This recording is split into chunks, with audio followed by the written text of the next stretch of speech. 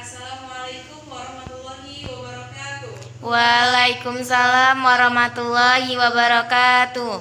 Bagaimana kabarnya anak-anak?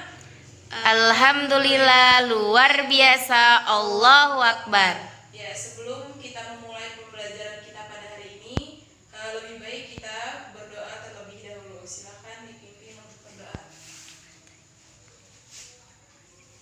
Semua siap, berdoa mulai.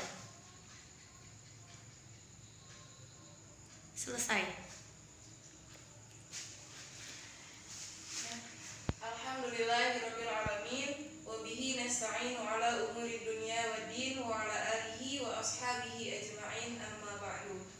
Alhamdulillah, bersyukur kita pada Allah yang mana pada kesempatan hari ini kita semua masih diberi kesehatan dengan Allah sehingga kita masih dapat hadir dalam pembelajaran kita pada hari ini.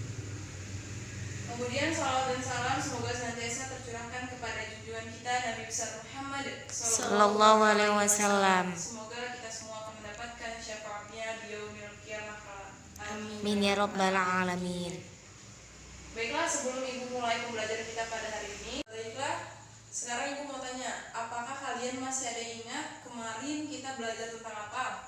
Kewajiban menuntut ilmu. Ya benar. Jadi minggu lalu kita belajar tentang kewajiban menuntut ilmu bagi seorang muslim dan muslimat. Sekarang kita akan melanjutkan pembelajaran yaitu tentang ku teguhkan imanku dengan ibadah. Sebelum kita berbicara mengenai ku teguhkan imanku dengan ibadah, Ibu akan kasih tahu ya, apa itu pengertian dari iman.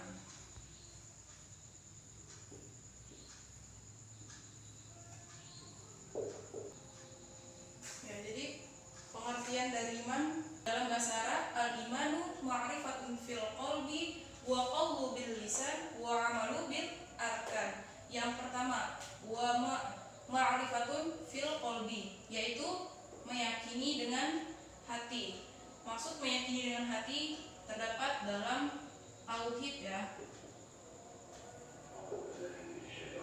Jadi maksudnya tauhid di sini adalah tauhid merupakan landasan utama yang meyakini bahwa Allah itu esa atau meyakini akan keesaan Allah Subhanahu wa taala. Kemudian yang kedua ada waqaulu bil lisan.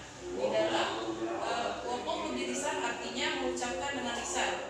Terdapat dalam rukun Islam yang pertama yaitu syahadat. Ya, paham ya tentang syahadat? Paham. Asyhadu an la ilaha illallah wa asyhadu anna Muhammadar Rasulullah. Dan yang terakhir ada wa amalu bil arkan, dan mengamalkan dengan perbuatan. Contohnya tahu nggak gimana mengamalkan dengan perbuatan? Salah satu contohnya? Beribadah. Ya benar, beribadah.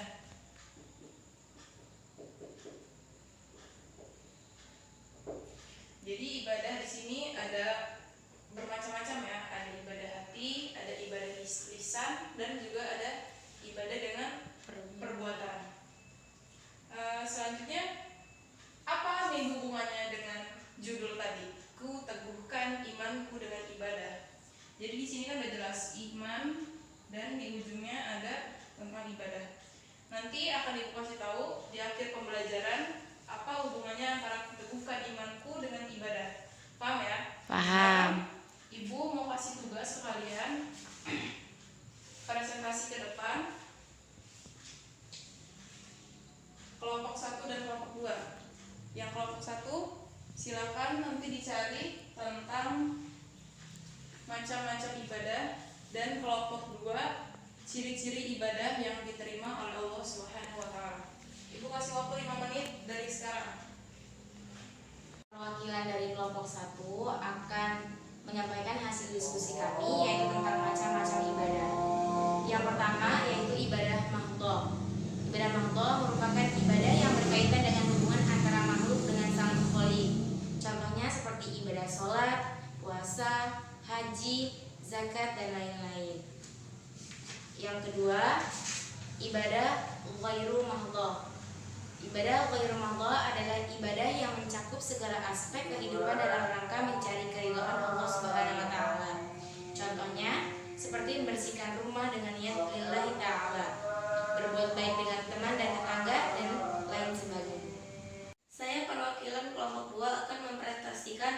hasil diskusi tadi.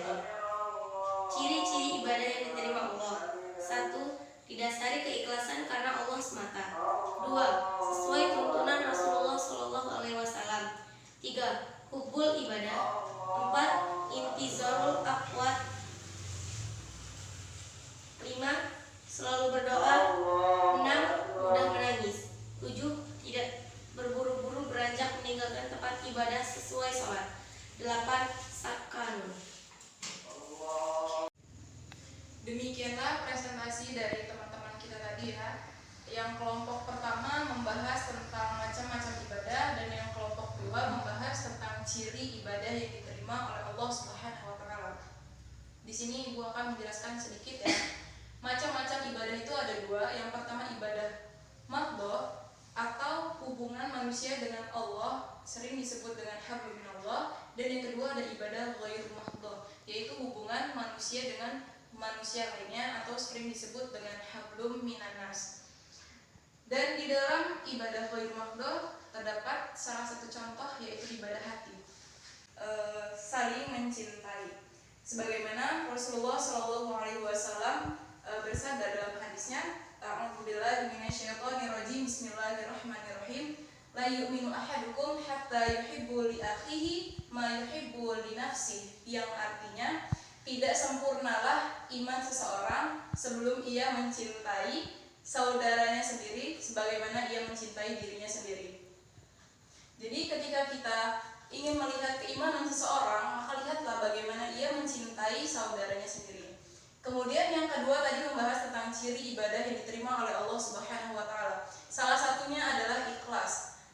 Di dalam Quran surah Az-Zumar ayat 2 yang berbunyi Bismillahirrahmanirrahim, fa'budullaha mukhlishan lahuddin, yang artinya maka sembahlah Allah dengan tulus ikhlas beragama kepadanya. Jadi sampai di sini paham ya? Ketika kita beribadah, ciri yang pertama harus ikhlas kepada Allah Subhanahu wa taala. Selanjutnya kesimpulan. Dari judul yang sudah Ibu berikan tadi, ku teguhkan imanku dengan ibadah.